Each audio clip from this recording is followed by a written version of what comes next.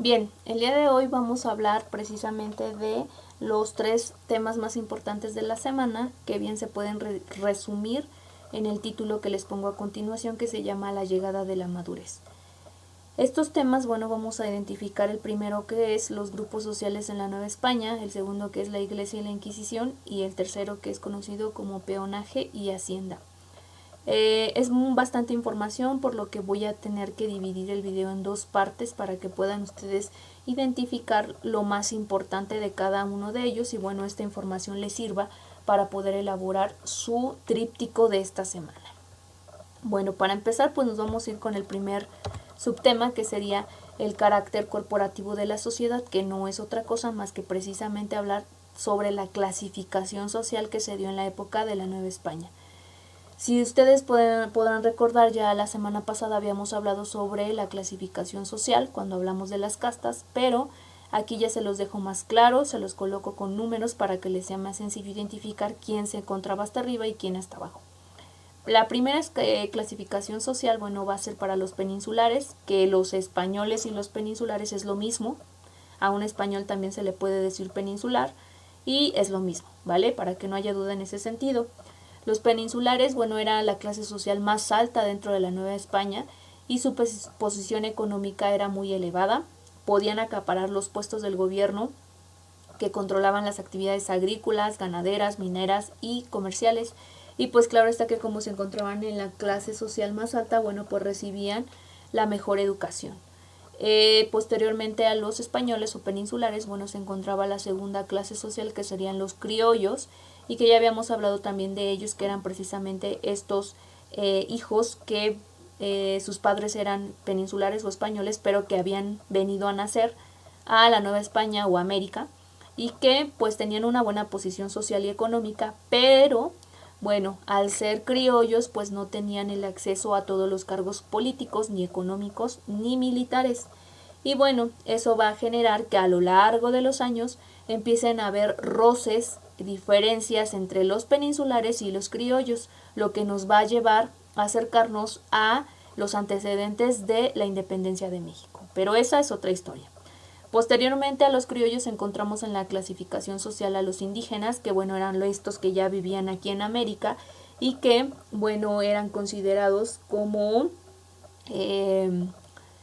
pues no se les otorgaba como la última clase social, porque los españoles pues eran prácticamente como sus guías o sus protectores, porque ya les había comentado que los encomenderos pues protegían, entre comillas, a estos indígenas, y les daban protección, les enseñaban el cristianismo y hacían trabajos forzados, pero estaban bajo el cuidado de los españoles y pues también de las órdenes religiosas como los franciscanos, los dominicos, los agustinos y los jesuitas. Entonces se les consideraba que pues ellos no podían estar en la última clasificación social, porque estaban en la protección de los españoles.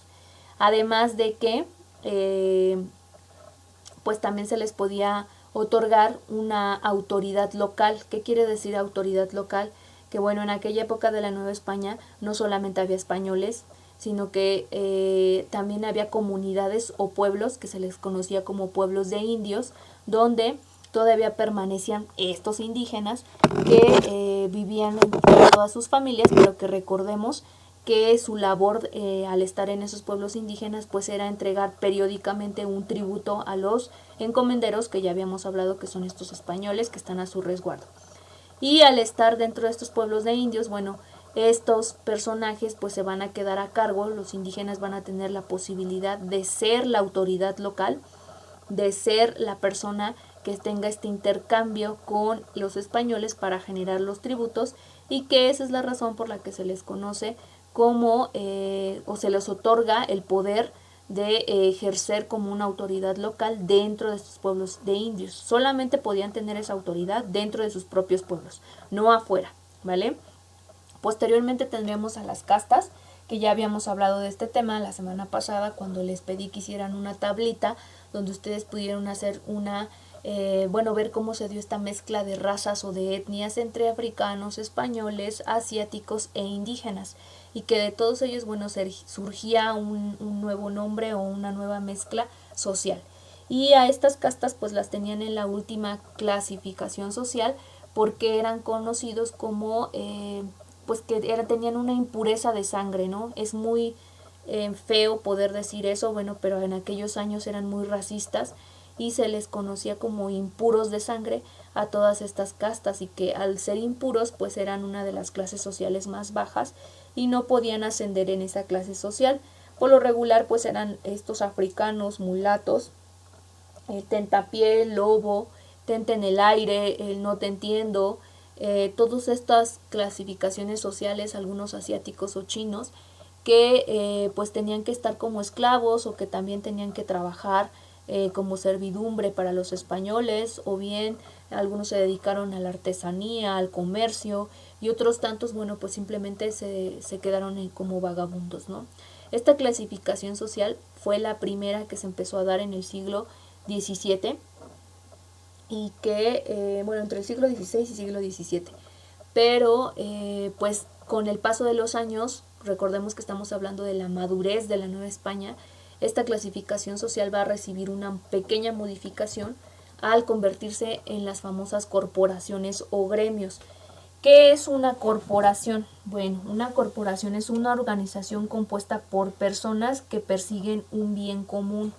un grupo de personas que tienen algo en común. ¿Qué puede ser ese algo en común? Pues un origen étnico, es decir, pueden ser todos españoles o todos indígenas o todos africanos, o tienen una misma ocupación, que todos son panaderos o todos son artesanos o todos son comerciantes o todos pertenecen a la nobleza o tienen un mismo cargo público, como puede ser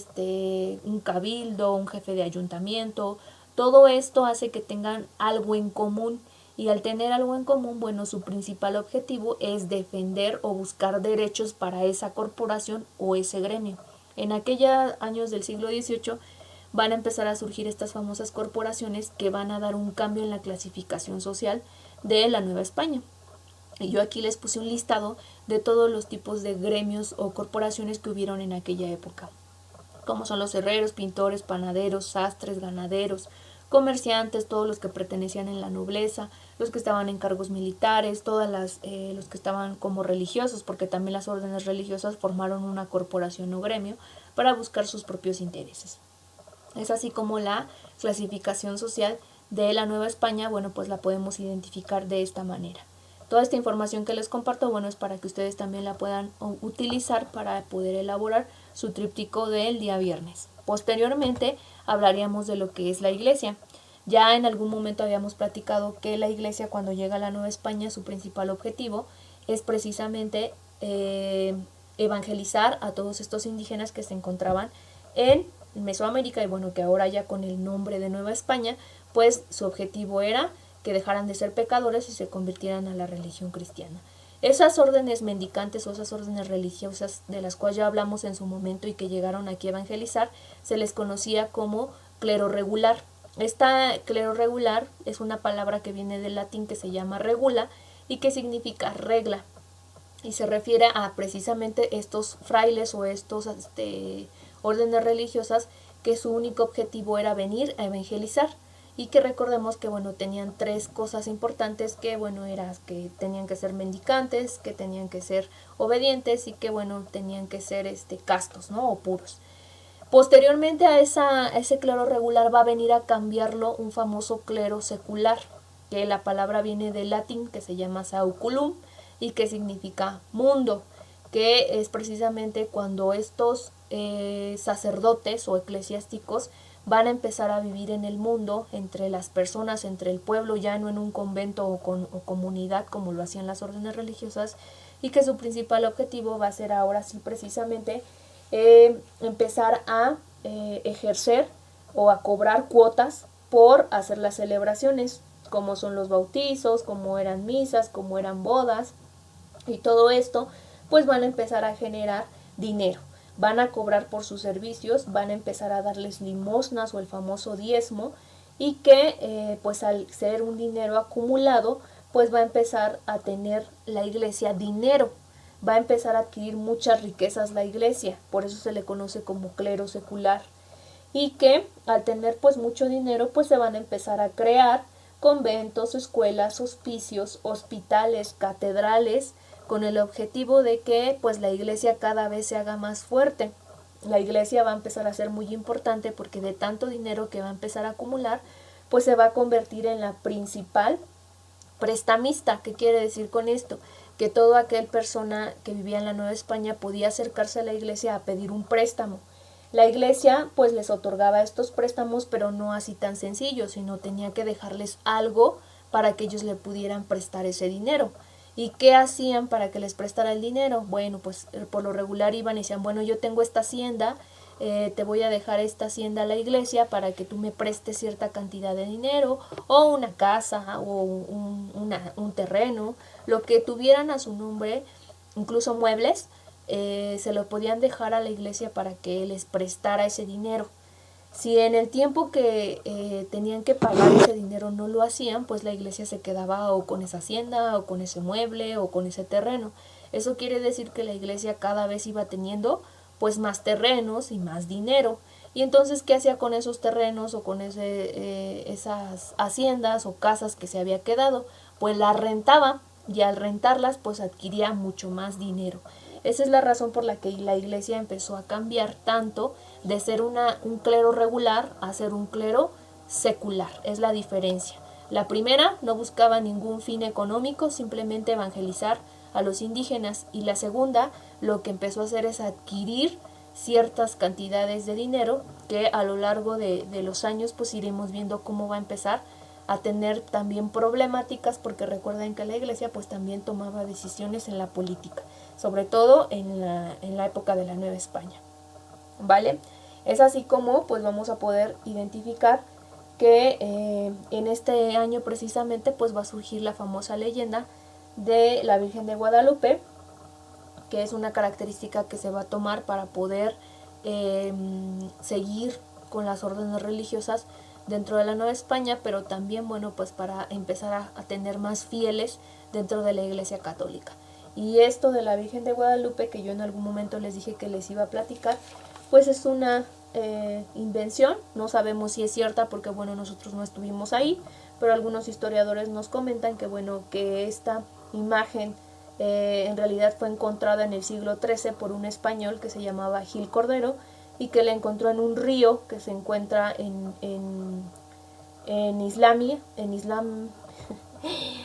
el río islámico, que se llama Guadalé, que significa río,